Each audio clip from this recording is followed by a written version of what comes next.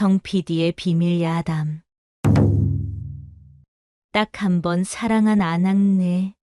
옛날 옛적 충북 보은 금적산 아래에 마음씨가 고운 과부가 한 명 살았습니다. 이 과부는 아이도 없이 시어머니를 모시며 혼자서 어렵게 살고 있었습니다. 아줌니? 아줌니는 왜 시집에서 도망가지 않는 거요? 어메, 빈말이라도 당최 그런 말은 하덜 마유. 내가 우리 엄니를 두고 가긴 어딜 간단 말이유. 날 낳은 친엄니도 아니고 그깟 시엄니를 모구리 극진히 모시오. 자식 새끼가 있는 것도 아니고 아줌니가 그곳서 도망간다 해도 아무도 흉볼 사람 없을 텐디요. 자식 새끼가 있고 없고가 무신 상관이래유. 난 그분의 며느리구먼유. 며느리도 엄연한 자식인디 어찌 그런 섭한 소리를 한대요?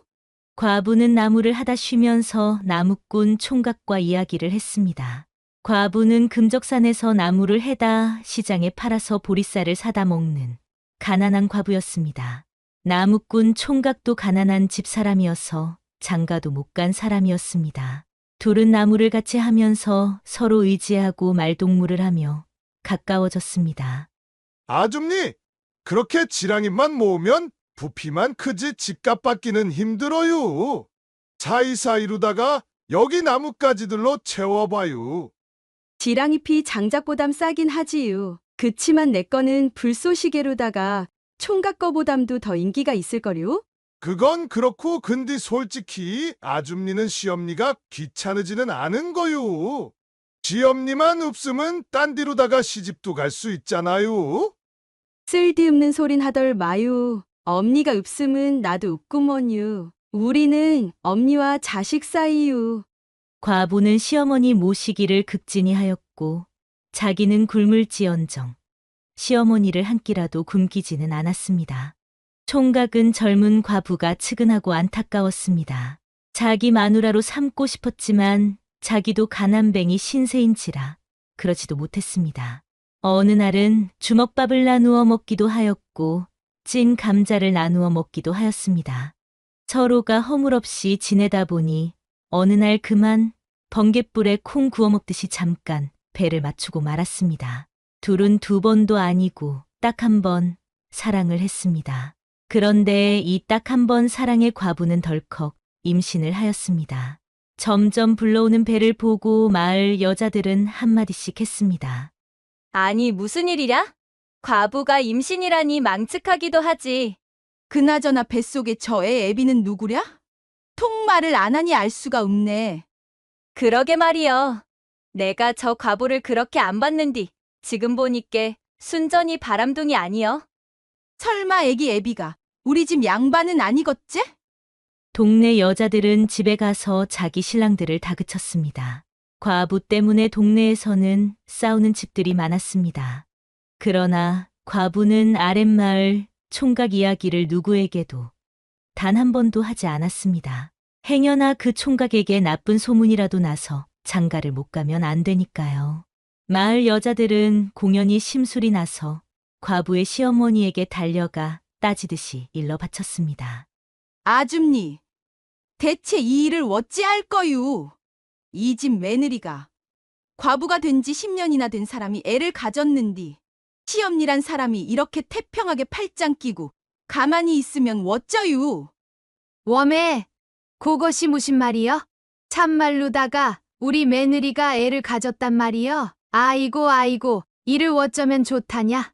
경사났네. 경사났어. 과부의 시어머니는 며느리가 애를 가졌다는 동네 여자들의 고자질에 오히려 덩실덩실 춤을 추며 기뻐했습니다. 자기가 죽으면 자기 제삿밥도 그렇고 죽은 아들 제삿밥이 걱정이었는데 그 문제가 해결이 됐으니 얼마나 기쁘겠어요?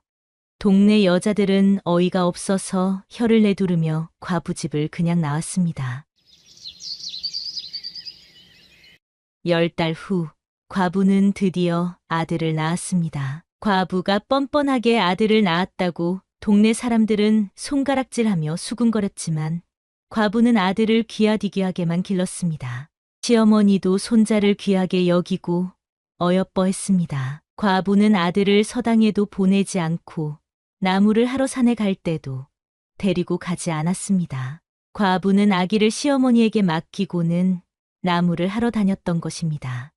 어느덧 자라서 아들은 20살이 되었는데도 할 줄 아는 게 아무것도 없었습니다. 매일같이 먹고 자고 먹고 하는 일이 전부였습니다. 그런 아들을 보고 동네 사람들은 또 손가락질을 했습니다. 아니, 과부댁은 아무리 아들이 귀여도 그렇지 왜 아들을 저렇게 키우는지 모르겠네이.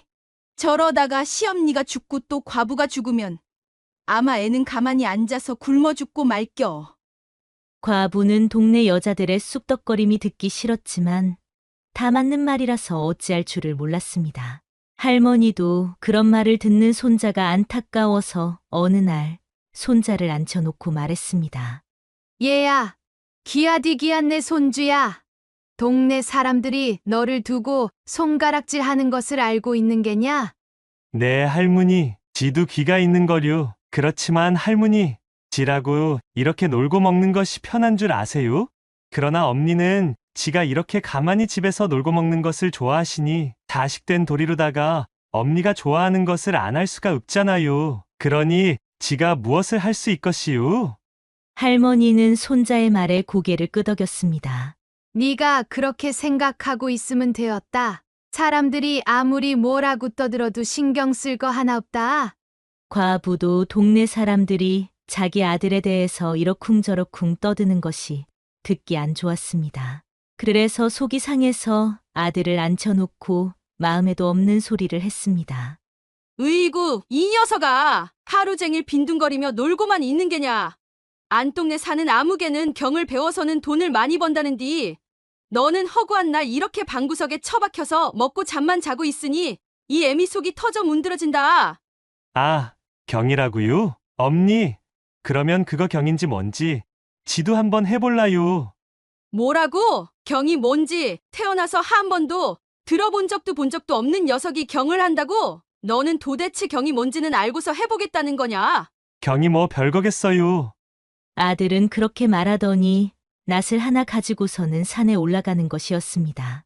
산에 올라가더니 밤나무를 하나 낫으로 베더니 그걸 가지고 경채를 2개 깎아 가지고 내려왔습니다.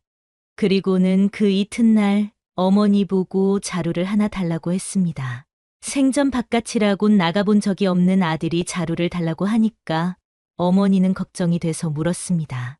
어디라도 갈 생각인 것이여? 저기 어제 엄니가 한 말은 신경 쓸 거 없다. 동네 사람들이 하도 수근거리니께 엄니도 속상해서 한 말이여. 진짜로다가 나가라고 한 말이 아니여. 태어나서 문 밖에는 한 번도 나가본 적 없는 네가 도대체 어디를 간다는 것이여. 경 읽으러 나간다니까요. 이놈아! 경이 뭔지도 모르는 놈이 경을 읽는다고? 자다가 봉창 두드리는 소리 그만하고 당장 그만두거라. 지나가는 개가 웃겄다. 아니, 엄니가 경 읽어서 돈 벌어 오라면서요. 아니 내가 언제 너 보고 경을 읽어서 돈 벌어 오라고 했냐? 안동네 아무개가 그런다고 한 것이지. 그게 그 말 아닌가요? 그러니 지가 나가야 할 거 아니겠어요? 그러더니 아들은 자루 속에다 경채 깎은 거를 넣어서는 자루를 메고 집을 나갔습니다. 아들은 무작정 집을 나가서는 또 무작정 길을 걸어갔습니다. 한 100리쯤 가니까 길이 어두워져서 아들은 어디서 쉴까 찾다가 큰 고래등 같은 기와집을 만났습니다. 이리 오너라. 이리 오너라. 아들은 큰 소리로 주인을 불렀습니다. 이보시오. 지나가는 나그네인디 하룻밤만 잠을 좀 재워주시오. 우리 집이 빈 방은 많으나 지금 집안 상황이 좋지 못해서 길손을 드릴 수 없으니 다른 곳을 찾아보시오. 도대체 무슨 일인지 내용이나 압시다. 아, 글쎄 우리 집에는 칠대조 할아버지께서 물려주신 가마솥이 하나 있는데 그것을 잃어버린 지가 일주일이 되었소. 아직까지 그것을 못 찾고 있어서 집안이 어수선하니까 다른 집을 찾아보소. 저기 저 점장이들이 잔뜩 와 있는 거 보이지 않소? 저들이 저렇게 열심히 점을 하고 있는데도 점괘가 나오질 않고 있으니 원. 주인장의 이야기를 듣고 있으면서 아들은 손가락을 꼼지락거리며 육갑 비슷한 흉내를 내고 있었습니다. 아, 당신도 육갑인지 뭔지를 할 줄 아시오? 나도 경이란 걸 조금은 할 줄 아는디 어디 한번 봐요. 그래서 아들은 부잣집 점장이들 틈에 끼어 앉았습니다. 부잣집에서는 상다리가 휘어지도록 잘 차려서는 점장이들께 대접을 했습니다. 여기 모이신 박수무당님들, 우리 칠대조 할아버님께서 물려주신 가마솥이 어디 있는지 제발 좀 찾아주십시오. 그것을 찾아주시면 제가 사례는 후하게 치르겠습니다. 우리 할아버지가 물려주신 재산이 반이 들어간다 해도 이 솥을 꼭 찾아야만 합니다. 무당들은 열심히 북을 두드리고 징을 울렸지만 뾰족한 대답을 하는 자는 아무도 없었습니다. 아들은 집에서 과부인 어머니가 정성을 들이던 때를 생각해냈습니다. 그래서 부잣집 주인에게 말했지요. 우선 시루떡을 동서남북 사방에다가 해다 놓으세요. 그리고 마당 한가운데도 한 상 차려 놓으시고 거기다가 쌀 한 사발하고 말린 북어 한 마리를 그 위에다가 올려 놓으세요. 아들은 그리고서는 마당에 돗자리를 깔고 징, 깽매기, 북을 갖다 놓고서 고가를 머리에 쓰고서는 징하고 북을 박자도 없이 마구 아무렇게나 두드리며 앉아 있었습니다.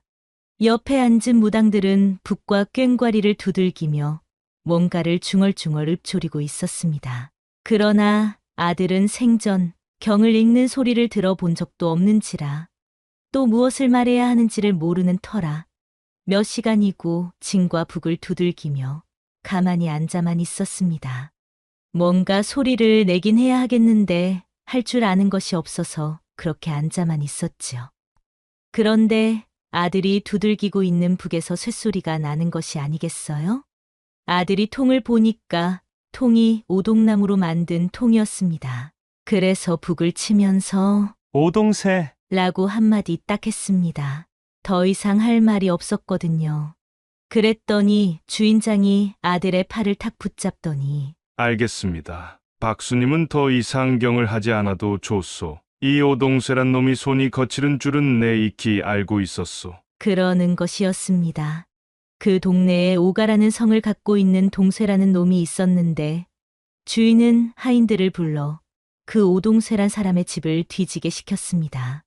그런데 하인들이 가서 오동쇠 집을 뒤져보니 그 집에서 잃어버린 가마솥이 나온 것이었습니다. 부자는 아들을 보고 말했습니다. 박수 양반, 당신 집이 어디입니까? 내가 사례를 하고 싶소. 네, 저희 집은 충북 보은의 금적산 아래 어느 동네 과부댁이라고 하면 다 압니다. 이튿날 부자는 백리길에 있는 과부집에 돈과 쌀이며 곡식, 소, 돼지 등을 바리바리 마차에다 실어다 주었습니다. 아들이 번 돈이라고 하면서 말이지요. 과부는 어젯밤에 나간 아들이 무슨 일을 저질렀는지 도무지 이유를 알 수가 없었지요. 하루아침에 갑자기 부자가 되었으니 꿈인지 생시인지 눈을 휘둥그레 떴습니다. 한편 부잣집에서는 아들이 고마워서 그냥 보낼 수가 없었지요. 그래서 며칠 쉬었다가 가라고 붙잡았습니다. 아들은 부잣집에서 먹고 자고 며칠을 쉬었습니다. 부자 양반이 아들을 보니 인물이 훤하고 심성이 고와 보였습니다. 그래서 아들을 사위로 삼았습니다. 그런데 아들의 점괘 때문에 잡힌 오동쇠란 도둑이 이 아들을 그냥 두었다가는 자기가 도둑질을 못해 먹을까봐 아들을 없애려고 맘을 먹었습니다. 그래서 이 아들이 집으로 가는 날을 잡아서 기다리고 있었습니다. 동네를 나가려면 언덕을 하나 넘어야 하는데 오동쇠는 언덕에서 아들이 오기만을 숨어서 기다리고 있었습니다. 아들은 색시를 데리고 보은 집으로 가고 있었습니다. 너는 이제 나한테 죽은 목숨이다.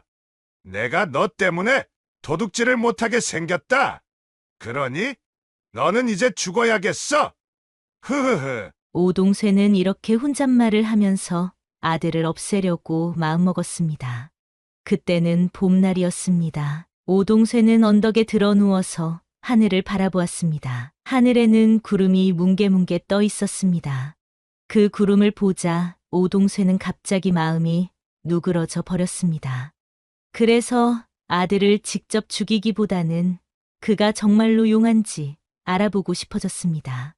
그때 언덕 아래서 철마구리 개구리가 팔딱팔딱 뛰어 올라오는 것이 보였습니다. 오동쇠는 아들이 정말 용한 박수인지 아니면 자기가 가마솥을 훔쳐가는 것을 보고 알아맞춘 것인지 궁금했습니다. 그래서 철마구리라는 개구리를 잡아서는 손바닥 안에 감추고서 아들이 올라오자 아들을 붙잡아서는 협박했습니다. 네, 이놈! 내가 누군지는 알 것이고, 내 손바닥에 무엇이 있는지 알아맞히면 너는 살 것이고, 못 맞히면 시방 너는 죽은 목숨이여. 오동쇠는 아들의 멱살을 잡고서 말했습니다. 아들은 이제 죽은 목숨이다 생각하니 눈물이 났습니다. 아이고, 엄니, 이제야말로 이 철마구리는 진짜로 죽어융. 그러면서 아들은 색시를 붙잡고 펑펑 울었습니다. 오동쇠는 철마구리란 이름을 듣고는 깜짝 놀랐습니다. 그래서 아들 앞에 무릎을 꿇고 빌었습니다.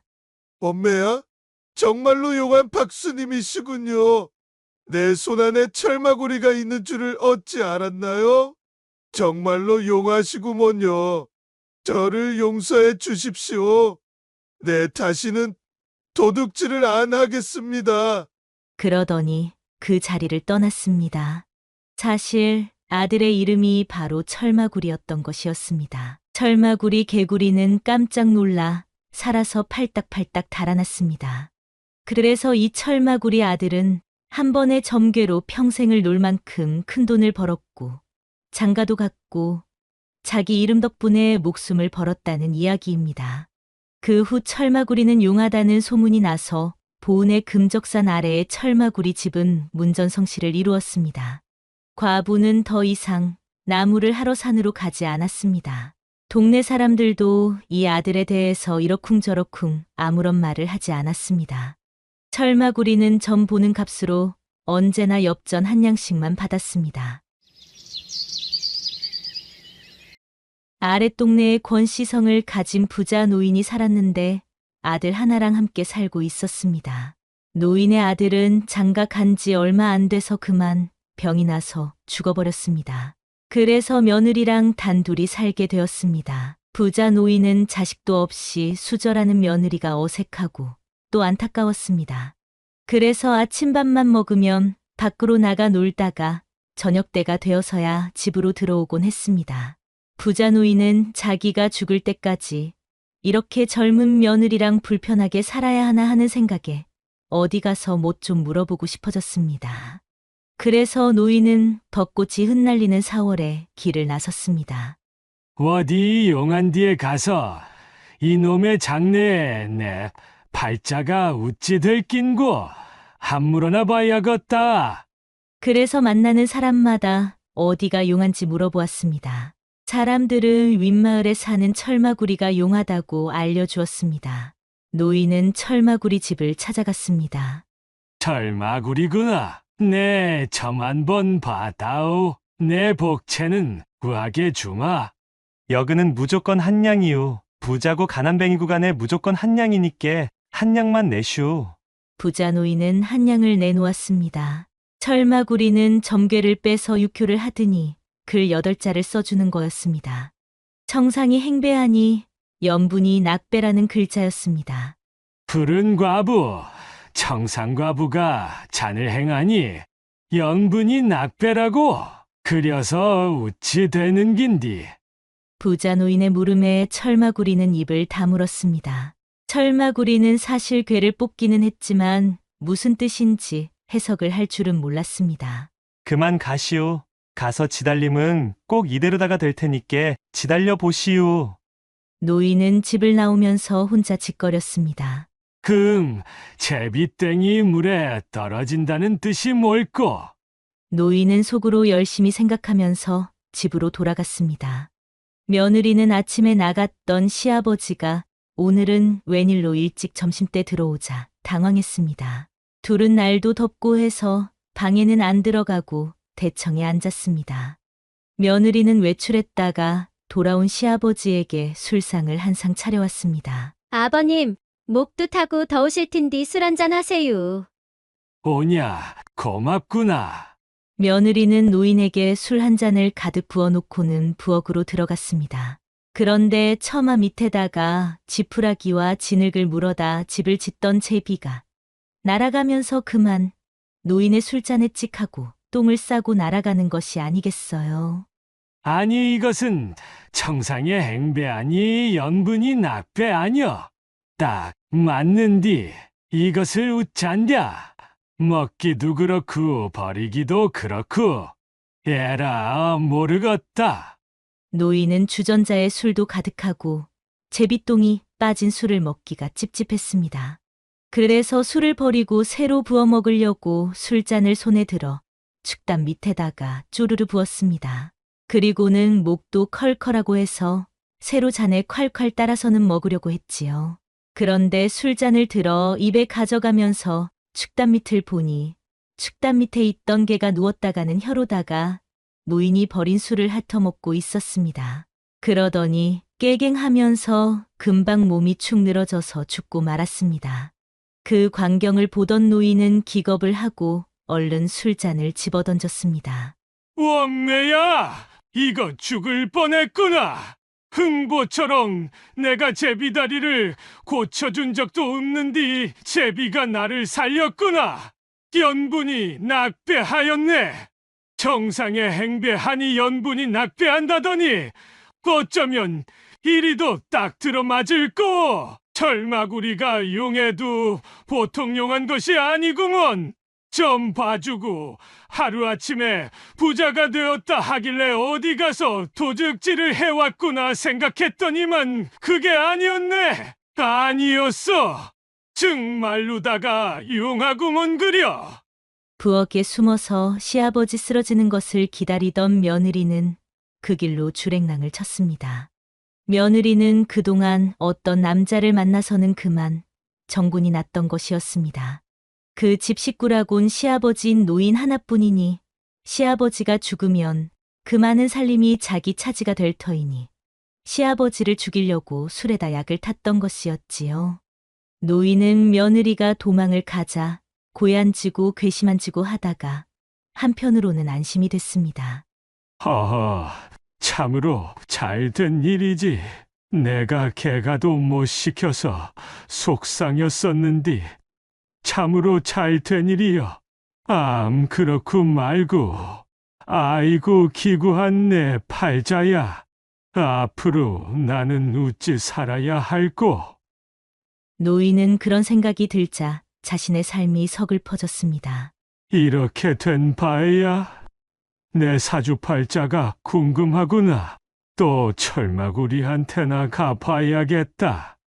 사주가 안 좋다고 함은 그냥 오늘 물에 빠져 죽어버리면 될 일이지. 며느리 하나 있는 게 날 죽이려고 독약을 탔는디 내가 살면 뭐 할 끼냐. 앞으로 희망 없음은 죽어버리면 그만인 게야. 부자 노인은 철마구리 집으로 갔습니다. 철마구리야, 어찌 그렇게 용하게 알았느냐? 정상의 행배하니 연분이 낙배가 딱 맞더구나. 내 점을 한번 또 봐주구라. 앞으로 내가 희망이 있겠느냐 없겠느냐? 내 돈은 얼마든지 더 주마. 아이고 참. 여그는 무조건 한 냥이라니께 그러시오. 점 보실라면 여그다가 한 냥 올려 놓으시오.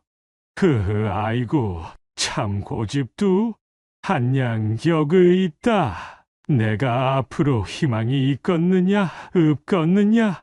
없다 하면 내 삼아 오늘 확 죽어버릴란다.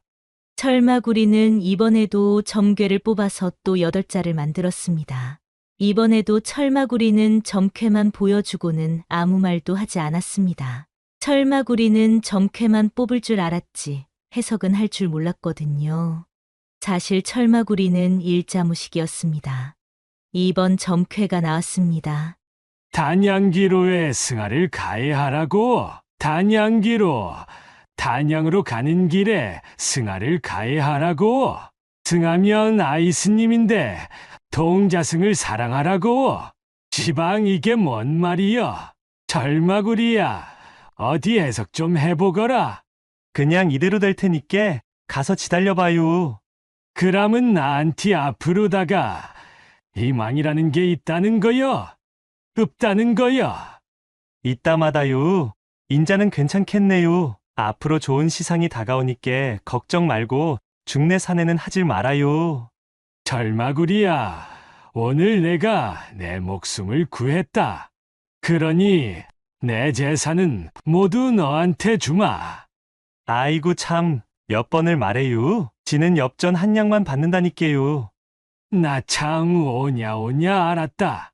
그람은 내가 유람 좀 하고 올 테니 나 없는 동안 우리 집 재산 관리 좀 해다오. 만약에 내가 여기로 안 올 시에는 내 재산을 철마구리 내가 알아서 관리해 주게나.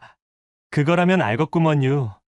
그래서 부자 노인은 이참에 유람이라도 할 겸 걸음이 내키는 대로 갔습니다. 가다 보니 단양이라는 이름이 나왔습니다. 단양기로에 승하를 가해하라고 했는디 어디 보자.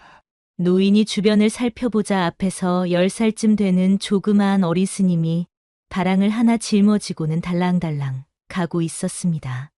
단양기로에 승하를 가해하라 했는디 내가 저놈한 티다가 말이나 붙여봐야겠다.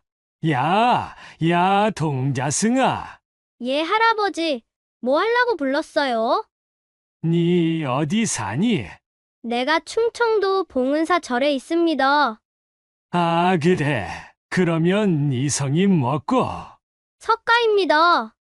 그래, 내 속성이 무엇이냐? 속성은 모릅니다. 그래, 그럼 야, 그거 참.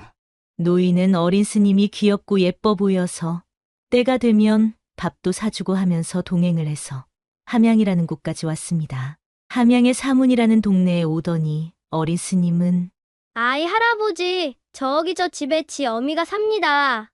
어미는 저기서 여관을 하면서 지 하나를 키웠구먼유. 그동안 할아버지가 지한테 밥도 사주고 했는디 오늘은 지 집에서 하루 묵어가이소.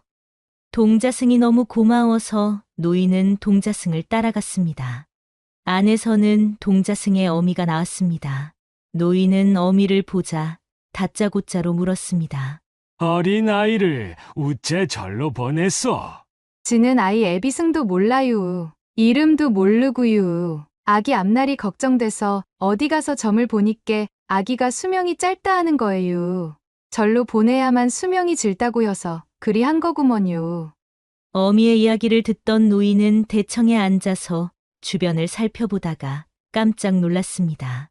이 집은 분명 낯이 익었습니다. 생각을 해보니 이전에 한양으로 과거 보러 올라가다가 이 집에서 자고 간 기억이 났습니다. 그때 술 좀 먹은 김에 그 집에 자면서 그 집 안주인이 젊고 하니께 또 같이 잤던 기억이 났습니다. 아침에 노인은 한양으로 올라갈 적에 실을 한 수 써서는 손으로 비벼서 성냥알만치로 만들어서는 나당에 푹마우쇠된 나무의 틈에다가 박아 넣었습니다. 어미가 노인이 있는 방으로 밥상을 한 상바 가지고 들어왔습니다. 그래, 자석한테 얘기 들으니께 수의를 동행을 하면서 밥도 사주고 했다는데 참 고맙습니다. 지가 밥밖에 대접할 게 없네요. 밥임은 우아지요. 근디 10여 년 전 내가 과거길에 여기서 자고 간 기억이 나는데 그때 내가 자고 갈 적에 역은 안구 기둥에다가 글을 한기 써서 똘똘 비비가 지둥 틈에 넣고 간 기억이 나는디 한번 확인 좀 해주시오. 내가 그때 그 안주인하고 같이 잔 일이 있는디 다른 거는 증명할라 해야 안 되는 기고 그 지둥 틈에 종이 쪼가리 찡긴 기 있는지 봐 보이소. 아이와 어미는 나무 틈을 살펴보았습니다. 나무 틈에서는 참말로 성냥알만치 똘똘 몰아 뭉쳐놓은 종이 쪼가리가 나왔습니다. 시상해. 그러면 이 아이는 틀림없이 내 자식이구먼요. 맞구먼유. 이 아이는 영감님 아이가 맞구먼유. 아그야, 이분이 너의 아버지다. 어여, 큰절 올리거라. 아이고, 아버지. 고맙습니다. 아들절 받으시오. 그래서 노인은 갑자기 부인과 아들이 생겼습니다. 어미는 그곳에서 여관을 해서는 제법 논도 몇십 마직이 있고 잘 살고 있었습니다. 그래서 노인은 보은으로 내려가지 않고 함양에서 셋이 행복하게 잘 살았다고 합니다. 옛 이야기는 뜬금없이 하루아침에 벼락부자가 되거나 자다가 복을 받거나 하는 이야기들도 많이 있습니다. 이 이야기도 뜬금없이 우연히 부자가 된 이야기인 줄 알고 있습니다만 그렇지 않습니다. 과부의 아들인 철마구리는 효자였던 것입니다. 과부도 시어머니에게 효를 다했던 며느리였던 것입니다. 그래서 이 이야기는 효를 하면 하늘이 언젠가는 복을 내린다는 효를 강조한 이야기가 숨겨진 이야기인 것이지요. 철마구리가 살았던 충북 보은은 고려시대에는 경상도에 속해 보령이라고 불렸습니다. 경상도에서 충청도로 옮겨진 것은 조선에 들어서였지요. 보은이라는 이름의 유래는 조선 태종 때 보은현으로 칭해진 이후부터입니다. 충남 대천에 있는 보령과 이름이 같아 혼동이 생기자 갚을 보자 은혜은자를 넣어 보은으로 부르게 하였습니다. 여기에는 태종 임금과 관련이 깊습니다. 조선을 건국한 태조 이성계는 스라에 8왕자를 두었는데 첫째부터 6째 아들까지는 신의 왕후 한씨 소생이고 7째, 8째 왕자는 신덕왕후 강씨 소생이었습니다. 태조는 다음 왕위를 물려받을 세자를 책봉하는데 개국공신인 정도전 등이 강씨 소생인 8째 아들 방석을 세자로 옹립할 것을 비밀리에 결의하고 한씨 소생 왕자들을 제거하려고 했습니다. 태조 7년 무인 1398년 7월 이들의 거사를 눈치챈 이방원과 그를 따르던 무사들에 의해 정도전 일파는 반란죄로 처형되고 왕자 방석도 유배 길에 오르게 되었는데 이방원의 신복에 의하여 살해되었습니다. 이것을 왕자의 난이라고 합니다. 그 후 태조 이성계의 둘째 아들인 방과가 정종임금이 되고 그 뒤를 이어 5째 방원이 태종으로 왕위에 오르지요. 태종은 왕위를 싸고 벌어진 왕자 간의 다툼으로 인해 한씨 소생의 2 왕자가 살해된 것에 늘 죄의식을 느끼곤 했습니다. 그래서 태종은 충북 보은의 속리산 법주사에서 천도불사를 크게 벌였습니다. 그 후 항상 마음속에 있던 죄의식과 두려움이 가시게 되었습니다. 태종은 즉위한 지 16년째 되던 서기 1416년 병신년에 지방행정구역을 대대적으로 조정하게 되었습니다. 태종은 이번 기회에 충청도에 보령이라는 지명이 둘이 있어 헷갈리니 충북이 보령을 갚을 보자 은혜은자를 넣어 보은으로 부르도록 하였습니다. 그 후 충북 보령은 보은으로 불리게 되었지요.